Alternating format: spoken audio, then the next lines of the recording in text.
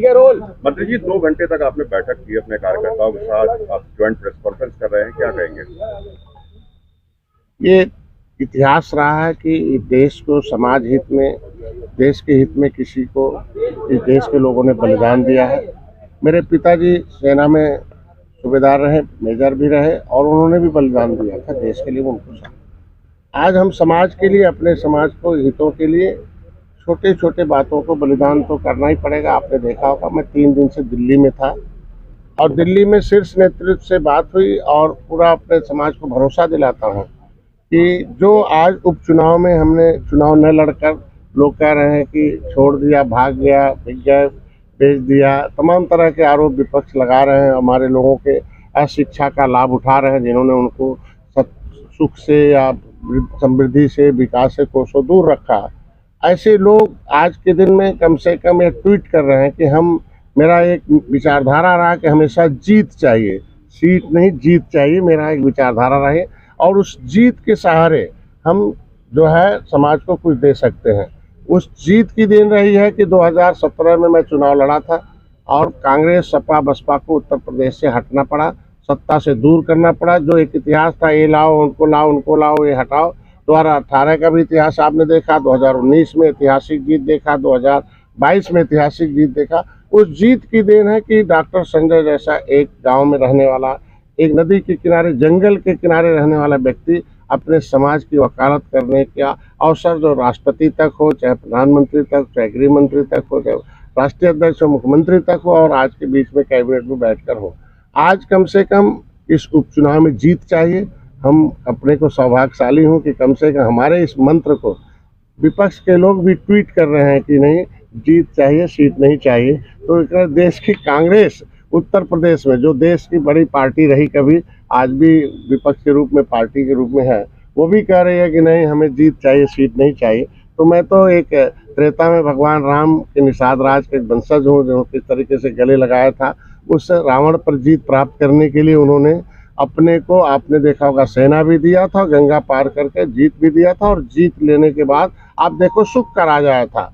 तो सुख शांति चाहिए, फिर से निषादों का हक चाहिए, उसके लिए हम जीत के लिए आए हैं। हमने भी दिल्ली में बैठक हुई और मैंने उनसे बता दिया कि जीत के लिए एक ही है कि हमारे समाज के लोग जो है एक तरीके से थोड़ा गुस्से में है। उनका एक कांग्रेस ने, सपा, बसपा ने इनके आरक्षण के मुद्दे को लटकाए रखा और हम लोग भी आए और यहाँ भी अभी तो केंद्र राज्य में सरकार है, यहाँ नहीं हुआ। मैं बधाई दूंगा राष्ट्रीय अध्यक्ष को। उन्होंने कहा, मैंने उनको याद दिलाया कि आपने कहा था बड़े बड़े जो काम हैं, धारा 370 और जो है राम मंदिर है, ये काम हो जाने के बाद, राष्ट्रीय काम हो जाने के बाद जो अर्थव्यवस्था का हम लोग निश्चित रूप से इसे विचार करें। मैंने उन्हें याद दिलाया कि आप 10% अगर हम पक्षधर हैं कि अपर कास्ट के जो कमज़ोर वर्ग हैं उन्हें दे दिया, तो हम सताए हुए लोग हैं अंग्रेज मुगलों के, पिछली सरकारों के, इनके भी आरक्षण दिल्ली के गजट में हम अनुसूचित हैं।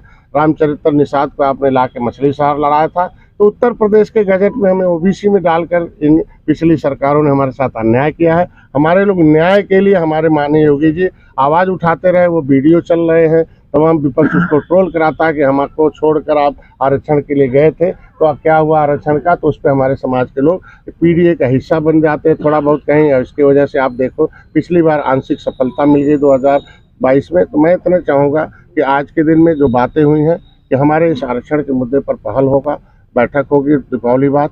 दूसरा, हमारे लोगों पर मुकदमे थे, हमारे लोगों का समायोजन है। जीत के लिए जितना भी हो सकता है हम खुले मन से भारतीय जनता पार्टी का समर्थन करते हैं। हमारे एक एक कार्यकर्ताओं की कोर कमेटी की बैठक हुई है कि नहीं, हम भारतीय जनता पार्टी को जिताने के लिए, और जो भी प्रत्याशी एनडीए का है वो हम, भारतीय जनता पार्टी कमल नहीं है बल्कि उसमें भोजन भरी थाली भी है, ये देखकर हमारे लोग, हमारे कार्यकर्ता वोट दबाएंगे और अपनी समस्याओं का समाधान कराएंगे और देश में एक अलग से एक उत्तर प्रदेश जो पहचान है, उत्तर प्रदेश सर्वोत्तम प्रदेश बने, इसके लिए हम लोग आए हैं। ये हमारे मिशन का कार्य है और मैं, हमारे अभिभावक स्वरूप हमारे पुराने साथी रहे हैं, मैं पाठक जी हैं और मैं धन्यवाद दूंगा इनको कि कम से कम समय समय पर हमारी आवाज़ को दिल्ली तक हर जगह टेबल पर पहुंचाते रहते हैं। और मैं आज सौभाग्य हूँ कि हमारे बीच में आप आए हैं। कम से कम हम दोनों के गठबंधन पहले त्रेता में भी मजबूत रहे, आज भी हैं, कल भी रहेंगे और हमेशा के लिए रहेंगे। 2 सीटें आपके द्वारा मांगी गई थी लेकिन वो नहीं मिली। लेकिन परिस्थितियां होती हैं कि जब देश की इन 9 उपचुनाव में हम सब मिलकर के जीत के लिए लड़ेंगे और हर स्थिति में 9 की 9 सीटों पर विपक्षी प्रत्याशियों को, समाजवादी पार्टी के प्रत्याशियों को पराजित करेंगे। और सबसे बड़ी बात है, जो इंडी गठबंधन का खटाखट, फटाफट, सटासट जैसे जो खोखले वादे थे, लोगों को गुमराह करने वाले जो तरीके थे, बिल्कुल अब गुमराह उत्तर प्रदेश के लोग नहीं होंगे। उत्तर प्रदेश के लोगों ने समाजवादी पार्टी की कलई को, इंडी गठबंधन की कलई को, उनकी असलियत को समझ लिया है। इन लोगों ने हमेशा उत्तर प्रदेश में जब जब ताकत समाजवादी पार्टी को, इंडी गठबंधन को मिली है, गुंडे, बदमाश, माफिया, लुच्चे, लफंगे सत्ता के संरक्षण में पले और बढ़े हैं। कमजोर तबकों पर अत्याचार, अनाचार बढ़ा है। आप याद करिए, समाजवादी पार्टी के शासनकाल में निषादों पर जो अत्याचार हुआ है, निषाद पार्टी के लोग उसे कभी भूलेंगे नहीं।